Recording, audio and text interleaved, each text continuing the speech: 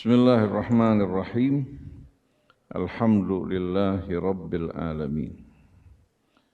Hamdan katsiran tayyiban mubarakan fi kama yuhibbu rabbuna wa yarda.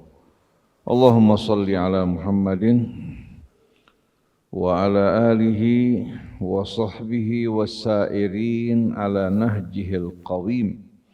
Assalamualaikum ya Rasulullah. Assalamu alayna wa ala ibadillahis salihin. Wassalamualaikum warahmatullahi wabarakatuh.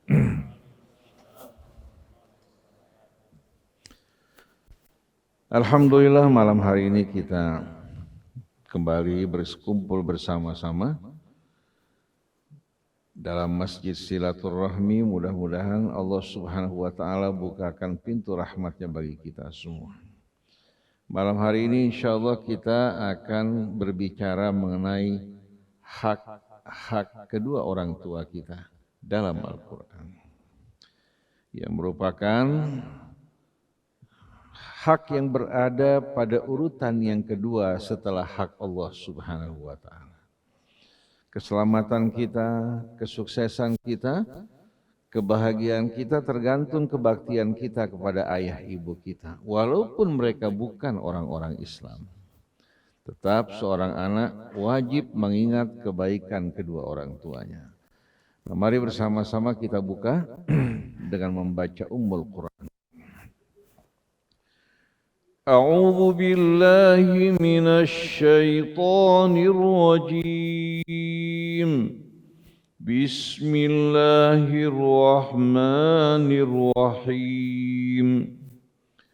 Alhamdulillahi rabbil alamin.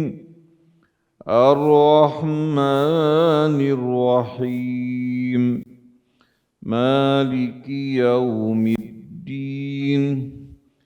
Iyyaka na'budu wa iyyaka nasta'in. Ihdinas siratal mustaqim.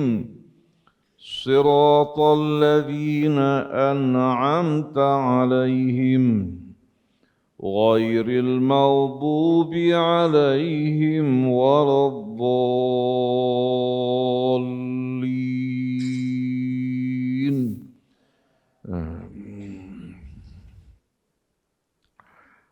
Di dalam suratul Ahqaf Allah berfirman,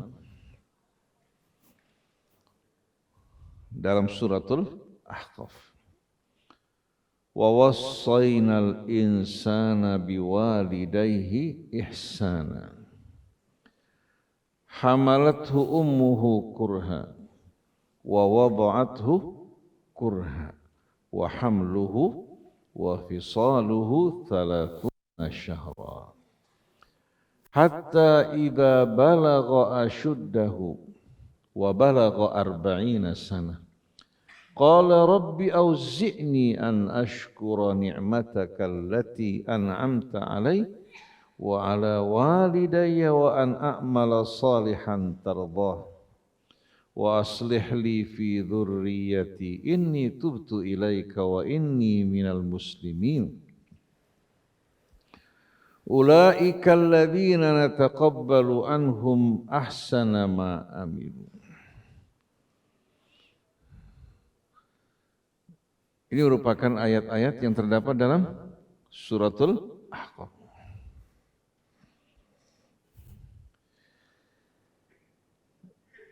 Ayat ini dimulai dengan wasiat Allah Subhanahu wa ta'ala, dan ini bukan hanya terdapat dalam surah Al-Ahqaf, terdapat juga dalam surah Luqman, terdapat juga dalam suratul Ankabut, terdapat juga pesan wanti-wanti Allah berkaitan dengan hak kedua orang tua kita dalam suratul Isra, terdapat juga dalam suratul An'am.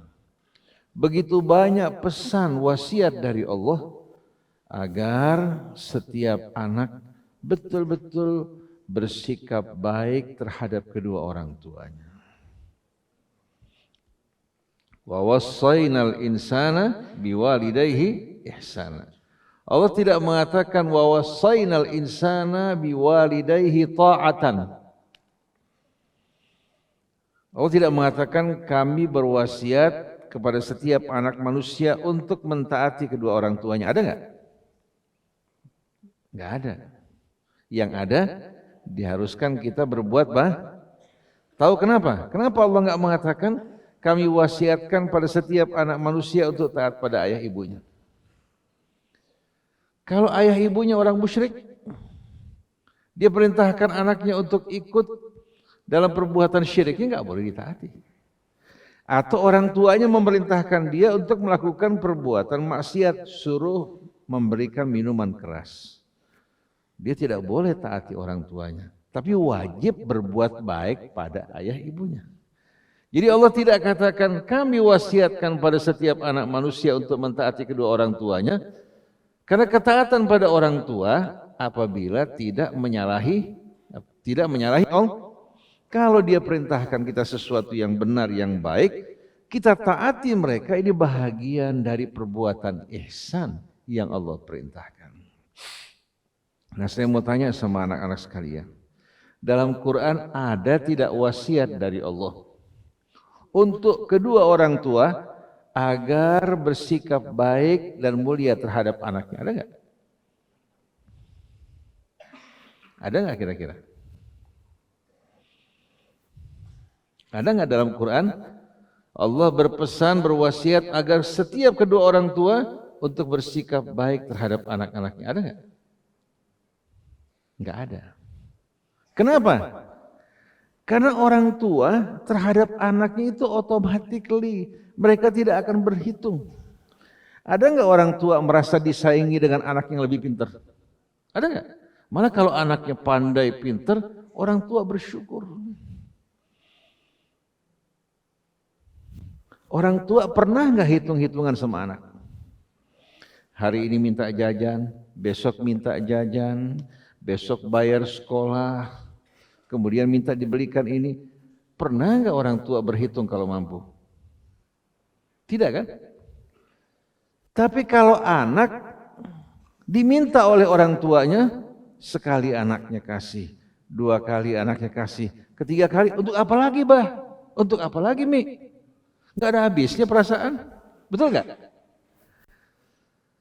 Naluri kecintaan orang tua pada anak bagaikan air yang turun dari atas menuju ke bawah. Berbeda dengan anak dengan orang tuanya.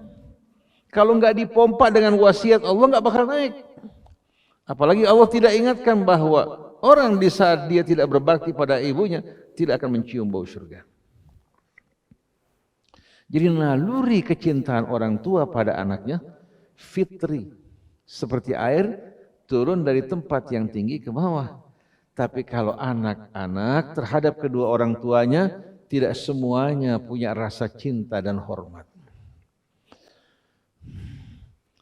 Kalau anak-anak mau ngajak teman pulang ke rumahnya bertamu, dibilang apa? Yuk ke rumah saya. Betul enggak? Padahal rumah siapa? Orang tuanya. Tapi dia klaim rumahnya. Tapi kalau orang tua ngajak temannya ke rumah anaknya, dibilang apa? Yuk kita mampir ke rumah anak saya. Betul enggak? Kita lihat bagaimana ya, seorang anak di saat dia mengundang temannya ke rumahnya mengatakan rumahnya. Tapi kalau orang tua mau ngajak seseorang ke rumah anaknya, dia mengatakan mari kita mampir ke rumah anak saya. Kita lihat bagaimana perbedaan orang tua perlakuannya terhadap anaknya. Lalu saya mau tanya, bisa nggak kira-kira anak-anak sekalian kerja 24 jam tanpa istirahat melayani seseorang? Bisa nggak? Tapi kalau orang tua, waktu kita dalam kandungan ibu kita, pernah nggak ibu kita istirahat? Kemana kita pergi? Kemana orang tua kita pergi? Kita dibawa ke sana kemari. Baik pada saat makan, pada saat dia berjalan, pada saat dia tidur, kita dalam kandungannya. Pada saat melahirkan, bagaimana deritanya? Bagaimana penderitaannya? Sakitnya, pendarahan bisa-bisa dia binasa. Begitu lahir, walaupun dia merasakan derita sakit yang luar biasa, si ibu dendam gak pada anaknya? Bagaimana itu anak didekap ke sisinya, dibelai, disusui. Kalau dia menangis, si ibu langsung bangun.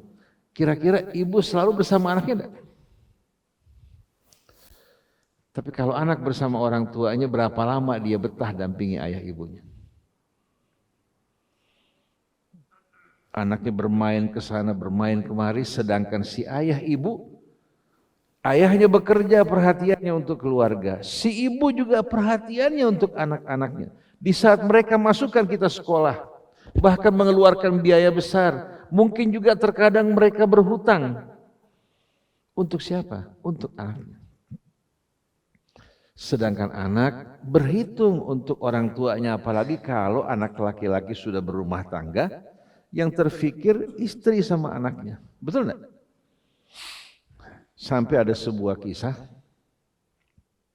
seorang ibu memiliki seorang anak, menikah dengan seorang wanita, kebetulan punya kontrakan.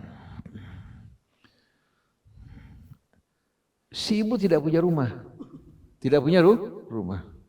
Si ibu bekerja harus membayar kontrak di mana? Di rumah orang tua istrinya yang punya kos-kosan. Si anak laki-laki tidak berupaya untuk meringankan beban ibunya.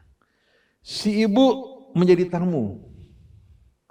Sedangkan si anak selalu menjadi perhatian ibunya. Di saat anaknya sakit, si ibu lebih bergelisah, lebih sakit dibandingkan anaknya. Di saat anaknya sehat, sukses, si ibu bersyukur pada Allah Subhanahu wa ta'ala.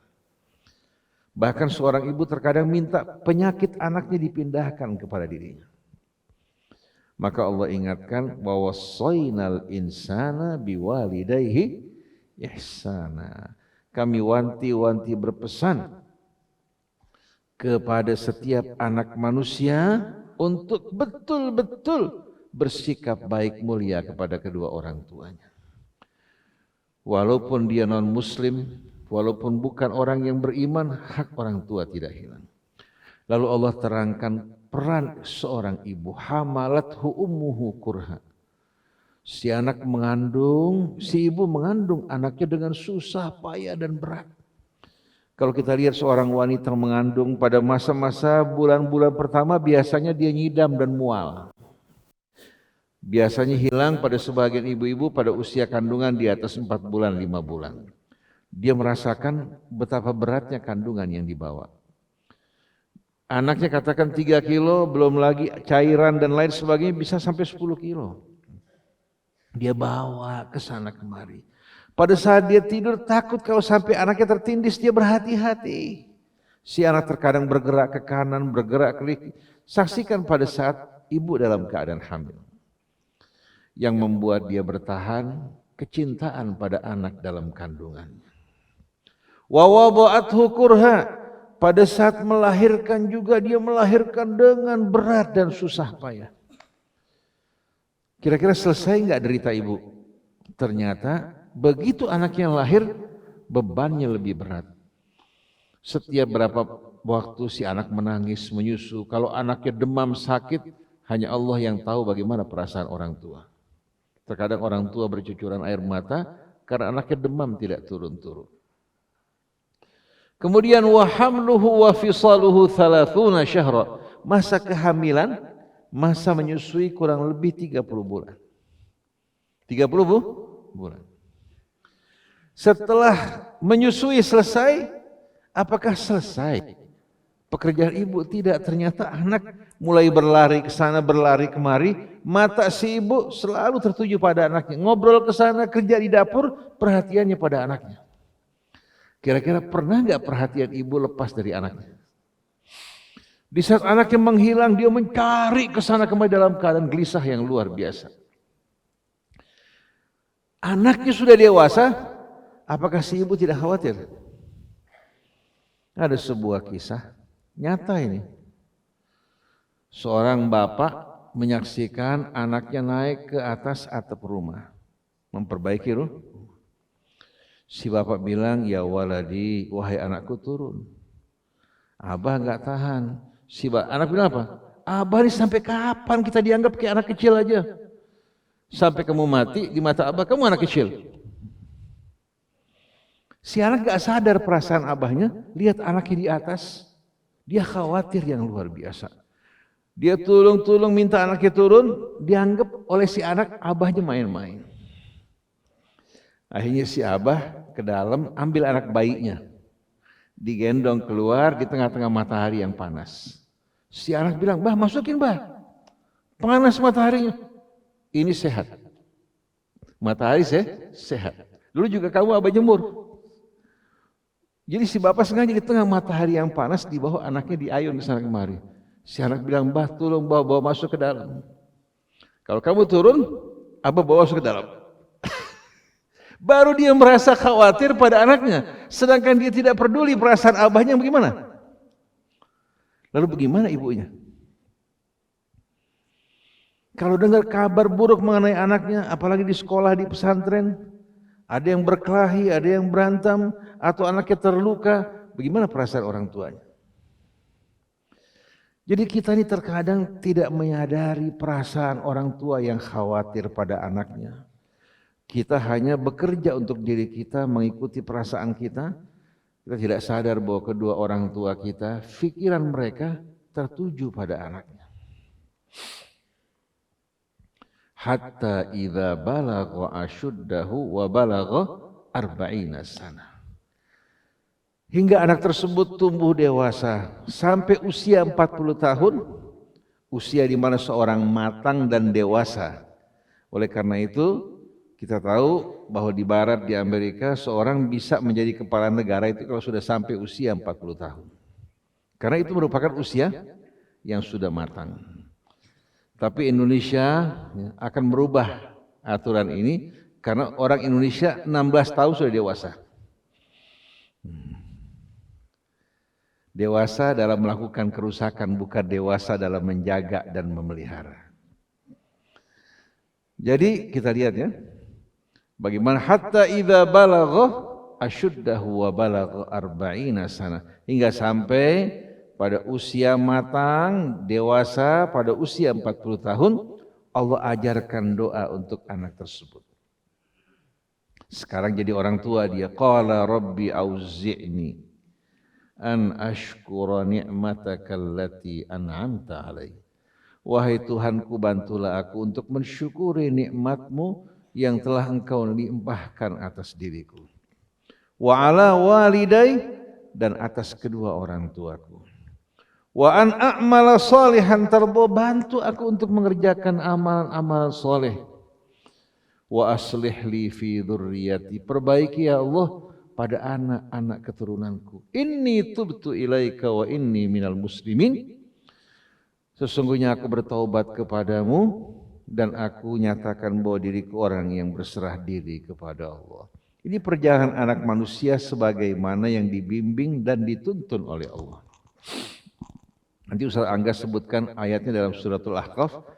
Doa tadi ya, doa yang Allah ajarkan kepada orang yang berusia 40 tahun. Ya, doa ini bisa dikirimkan untuk orang tua yang belum membaca agar dia dapat betul-betul mendapatkan limpahan rahmat Allah.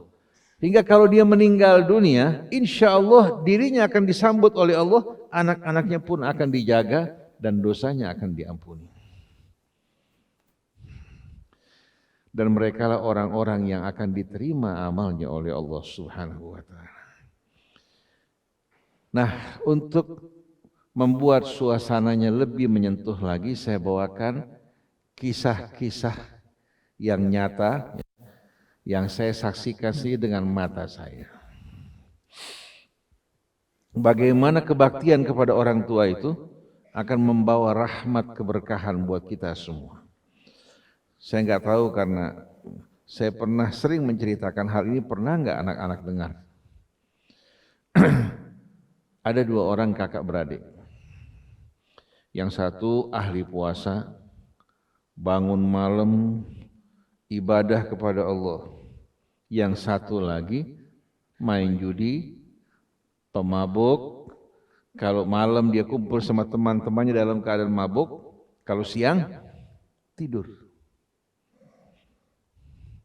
Kedua-duanya bekerja dalam menjual rumah, membangun rumah kemudian dijual. Yang ahli ibadah, yang rajin sholat, yang rajin puasa, membangun satu rumah bertahun-tahun nggak laku. Sedangkan yang penjudi sama tukang mabok, bangun rumah gambarnya cuma satu, bisa untuk 10 rumah. Enggak begitu bagus gambarnya, tapi baru bangun rumah sebentar orang beli. Dia bukan mencari pembeli, tapi Allah kasih subhanallah pembeli, maklar kumpul di rumahnya menunggu dia bangun siang. Sedangkan kakaknya yang ibadah, yang rajin berpuasa, bertahun-tahun rumahnya enggak laku. Dia bilang sama adiknya, tolong kamu beli rumah saya, bayar modalnya. Kata si adik, saya beli modalnya sekarang, nanti kalau saya jual laku, keuntungan bagi dua. Akhirnya dijual sama adiknya. Baru beberapa hari di tangan adiknya, laku. Yang rajin puasa bilang, ya Allah, dosa apa ya Allah yang saya lakukan? Saya bangun malam, puasa, sholat, berzikir. Adik saya yang pemabuk, kenapa rizkinya lancar, sedangkan saya seret? Tahu nggak rahasianya apa? Si kakak yang ahli ibadah, kalau ibunya tanya, kamu ada uang nggak? Perlu buat Umi atau buat saudara-saudara kamu? Dibilang lagi nggak ada, Mi. Yang si penjudi, yang pemabuk ini, kalau ibunya tanya ada uang, ada, Mi. Walaupun nggak punya uang, dia pinjam ke sana kemari untuk siapa? Ibunya. Kalau dia bangun, pertama kali dia bangun, yang dia lihat ibunya, dan dia lihat kebutuhan ibunya terpenuhi apa tidak. Dia baru beli mobil Mercy yang bagus, ibunya bilang kasih adik kamu, dikasih adiknya.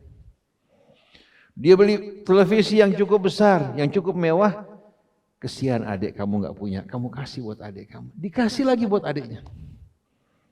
Bayangkan coba, si anak ini tidak pernah kesal sedikit pun juga.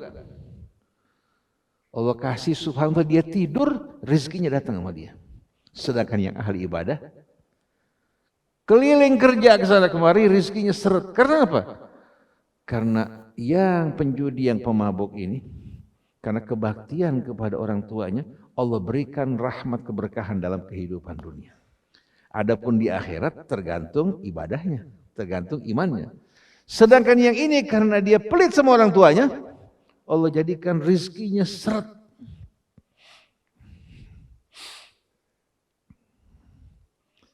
Nah kira-kira buat anak-anak kita nih, mau sukses nggak?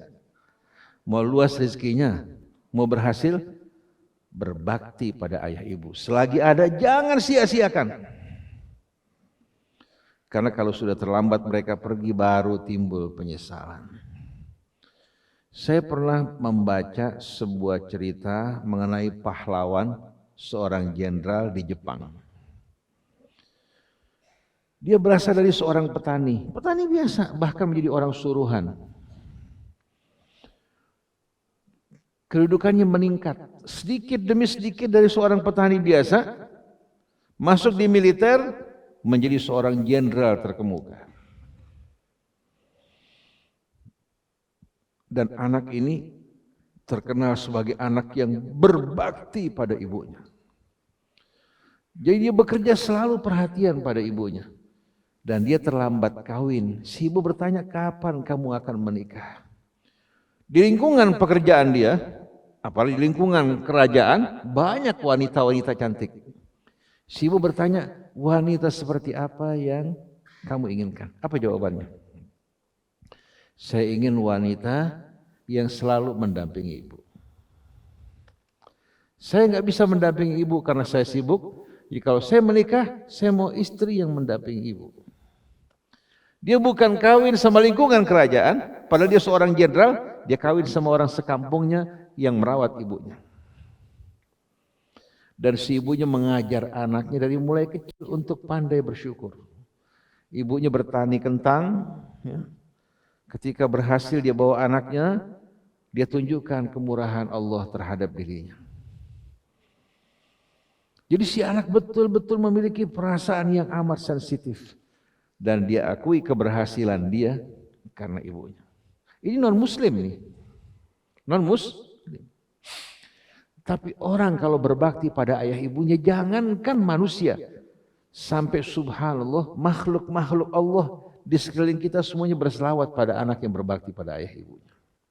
Tapi anak yang menyakiti orang tuanya, yang berbuat aniaya terhadap orang tuanya, bukan hanya menimbulkan kebencian di hati manusia, tapi makhluk Allah juga mengutuk dirinya. Allah cabut rahmat dan keberkahannya. Dan saya temukan orang-orang yang sukses, lurus, bukan sukses menjadi seorang penjahat ya. Karena ada seorang kaya raya di Indonesia ini, sukses membangun sekian banyak hotel. Dia bilang, kenapa? Saya setiap kali berbuat dosa, berbuat maksiat, rezeki saya bertambah. Bahkan dia berbuat durhaka pada ibunya, ditambahkan rezekinya. Dia menganggap apa? Perbuatan dia benar, pada sedang diulur oleh Allah Subhanahu wa taala. Begitu dia meninggal dunia dalam keadaan menyedihkan, hartanya semua ditinggalkan, sia-sia, bahkan anaknya pun berkelahi di antara mereka. Jadi ada orang yang diulur, dia merasa kalau dia habis berbuat dosa, tentu dapat keuntungan, dapat proyek. Tapi ada orang-orang yang disayang oleh Allah, di saat dia berbuat sesuatu yang salah, langsung diingatkan oleh Allah Subhanahu wa taala. Setelah Allah, Tuhan kita yang menciptakan kita, ayah ibu kita perlu mendapatkan perhatian dari kita semua. Nah, orang yang tadi pemabuk tidak pernah sama sekali menolak ibunya. Ibunya minta apa saja selalu dituruti, kecuali kalau ibunya meminta dia untuk melakukan perbuatan yang tidak benar, dia tidak turuti ibunya. Artinya walaupun dia pemabuk, penjudi, tapi dia masih menjaga dirinya untuk berbuat aniaya pada orang lain, walaupun dia menyadari dirinya orang yang bergelimangan dosa. Jadi banyak orang mendapatkan rahmat hidayah dari Allah karena kebaktian, tapi banyak orang yang tadinya taat pada Allah, beribadah kepada Allah, bahkan alim hafaz Quran, Allah jauhkan dari hidayahnya karena kedurhakaan pada ayah ibunya. Mentang-mentang jadi orang alim, jadi ustadz, dia meremehkan ibunya yang dari kampung. Padahal ibunya yang bekerja susah payah. Untuk apa? Membiayai dirinya. Ada seorang wanita berasal dari Purwokerto, kebetulan menjadi pengusaha terkenal. Dia menikah dengan seorang jenderal. Suaminya mengatakan, kita ikut investasi dalam apa? Dalam nikel. Si laki-laki baik. Si perempuan serahkan hartanya mungkin sekitar 15 miliar kalau tidak salah kepada suaminya. Dia sebagai istri kedua. Akhirnya sekian lama ternyata apa? Dia tidak mendapatkan hasil apa-apa. Akhirnya datang ke tempat saya, minta nasihat, ada tidak doa yang bisa membuat persoalan saya diselesaikan. Saya ajarkan doa, tapi saya tunjukkan, mau enggak kamu saya tunjukkan sesuatu yang lebih daripada doa yang saya ajarkan. Kamu punya orang tua enggak? Dibilang saya punya ibu. Berapa lama kamu kunjungi dia? Dibilang sudah lama saya enggak kunjungi dia. Sekarang kamu pulang ke Purwokerto, kamu dekati ibu kamu, layani dia, minta keikhlasannya, kemudian minta doanya. Kamu berikan hadiah-hadiah yang menyenangkan buat ibu kamu.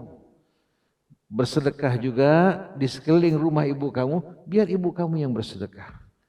Insya Allah Allah bukakan buat kamu. Ibu doanya sama dengan doa Nabi untuk umatnya. Dia langsung berangkat ke Purwokerto, dia tinggal di rumah ibunya yang jarang dikunjungi. Allah kasih tidak berlangsung 1 minggu, dia telepon saya. Ustadz, suami saya sudah transfer sebahagian besar uang yang saya berikan buat dia. Ternyata bukan dia hianati saya, tapi kondisi memang sedang tidak baik. Perhatikan, hanya dalam waktu sekejap doa ibu yang disepelekan tinggal di pedalaman Purwokerto Dia datang minta doanya, Allah sambut doanya. Jadi kita jangan pernah meremehkan kedua orang tua kita. Dengan sebab mereka Allah ridha, dengan sebab mereka Allah murka, dengan sebab mereka Allah buka pintu rahmatnya, dengan sebab mereka juga Allah jauhkan kita dari rahmat Allah Subhanahu wa ta'ala. Jadi yang masih punya orang tua, jangan pernah menyia-nyiakan. Kalau orang tua kita panggil atau prihatin, perhatikan orang tua. Saya kebetulan masih kecil dibesarkan oleh nenek karena ibu sudah meninggal dunia. Nenek saya bilang kalau pukul 8 sudah harus di rumah. Karena kita khawatir dia apa? Nungguin kita. Jadi sebelum pukul 8 saya buru-buru pulang ke rumah. Karena kalau tidak sampai tengah malam pun dia nggak tidur. Begitu mereka pergi meninggalkan kita, baru kita merasa ya Allah nggak ada lagi yang menantikan kita di rumah. Dulu kita mungkin merasa ingin bebas, dihalangi kan? Tapi begitu mereka pergi baru kita merasa kehilangan. Hargai orang-orang yang mencintai kita selagi hidup. Begitu mereka pergi, kita akan menyesal. Jadi kembali, hargai nikmat karunia Allah yang Allah berikan kepada kita. Walaupun kita berilmu tinggi, jangan pernah kita meremehkan orang tua kita. Nah, sebagai penutup, seorang alim yang cukup terkemuka sedang mengajar. Sedang mengajar. Muridnya begitu banyak di masjid. Tahu si ibu masuk. Ya fulan, at'imid dajjaj. Wahai fulan, kepada anaknya, kasih makan ayam. Si ulama bangun dari tempatnya, minta izin sama murid-muridnya. Dia kasih makan ayam. Kemudian dia tanya pada ibunya, masih ada lagi Umi? Dia bilang selesai. Dia balik lagi, lanjutkan mengajar. Saya mau tanya, ulama ini mulia enggak? Kalau dia mengatakan, nanti Mi, saya mengajar dulu. Dibandingkan dia bangun, dia berikan makan ayam, kemudian dia apa? Dia melanjutkan mengajar. Mana yang lebih mulia? Tapi sebagian orang merasa, ibunya nggak tahu diri, dia lagi ngajar, emang dasar orang kampung, betul enggak?